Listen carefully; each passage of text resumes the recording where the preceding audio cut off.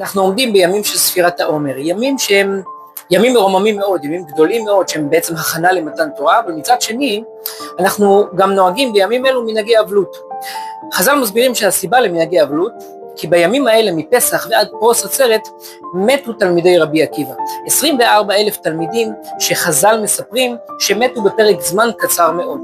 ואם נתבונן קצת, אנחנו צריכים להבין, מדובר פה בתלמידי רבי עקיבא, מדובר פה ברבי עקיבא שהוא בעצם חז"ל הגדירו אותו כמוסר התורה שבעל פה.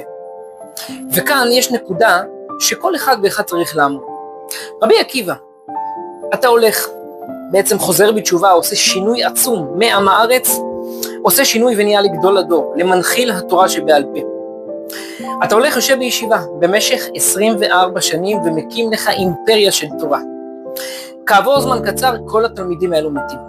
הקדוש ברוך הוא ממית אותם במיתה משונה, ככה מספרים חז"ל. מה הכוח שדחף את רבי עקיבא לשוב ולהקים את אותה אימפריה מחדש, לא בכמות, אבל באיכות גדולה יותר?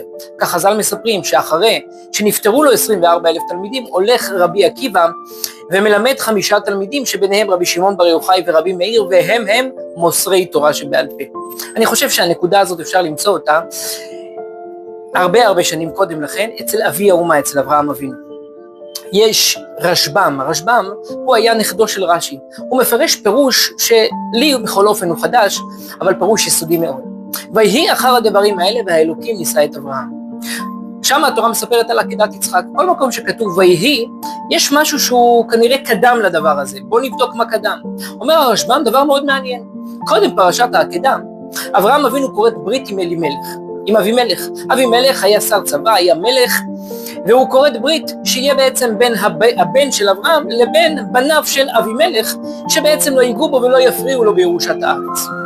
ומיד אחר כך, ויחר הדברים האלה והאלוקים נישא את אברהם. אומר הרשב"ם, תדע לך, הקדוש ברוך הוא הקפיד על אברהם אבינו.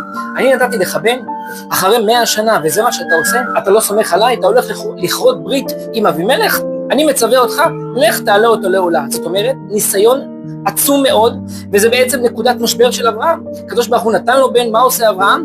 כביכול סוטה מהדרך, אבל מה עושה אברהם? הוא לא נשבר. הוא לא יכל להגיד באותו רגע הרסתי הכל, ממש זהו, הכל ירד לטמיון, לא. מיד אחרי הציווי והשכם אברהם בבוקר. יש פה ניסיון, אני לא אפול לייאוש, אני אצמח מחדש. מה קרה מהעקדה? זה בעצם דבר שהוא עצום לכלל ישראל, זה נס לכל הדורות. את זה ראה רבי עקיבא, אין זמן להתייאש. מיד אחרי שמתו לו 24,000 תלמידים, זה ניסיון מהקדוש ברוך הוא. מה אני עושה? מיד אני הולך ומעמיד תלמידים חדשים.